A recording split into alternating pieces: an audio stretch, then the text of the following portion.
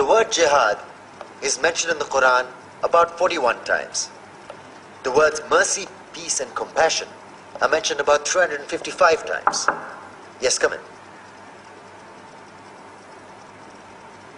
Come on in, Riaz. Sit down, please. Contrary to popular belief in most Western cultures, Islam is a religion that preaches peace and tolerance. Yes, Patricia. If Islam truly is a religion that preaches peace, then how come the world's most troubled spots, the West Bank, Afghanistan, Pakistan, Iraq, they're all plagued with Islamic terrorism? Well, that depends on your definition of terrorism. Some might argue that the U.S. invasions of countries like Iraq and Afghanistan are also acts of terrorism. No, those were acts of war to get rid of despotic regimes. Or a means of getting at a country's oil. Conspiracy theories. Well, May I? Yes, please. Go ahead, Riaz. Mr. Khan is right. I mean, if we're talking about terrorists, the world's biggest terrorists are the white superpowers. Come on now. No, really, stop and think about it. Explain 9/11. Okay. Do you know how many people died in the Twin Towers strike? Around 3,000.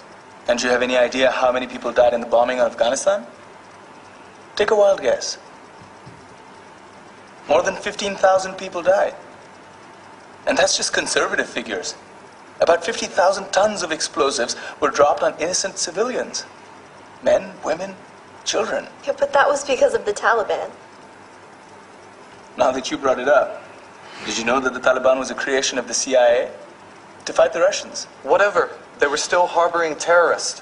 Yeah, right. Terrorists that were never found. Just like the weapons of mass destruction that were never found in Iraq. Do you want to get into the death toll in Iraq? 500,000 civilians and counting. And what do Britain and America say when they don't find these weapons? It's simple. They just say sorry.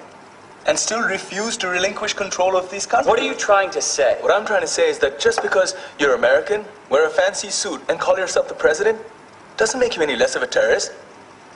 I'm saying that if you don't stop meddling in other people's countries, you will face a backlash. If Muslims like you feel that way, then why don't you get out of our country? We will. As soon as you promise to leave ours.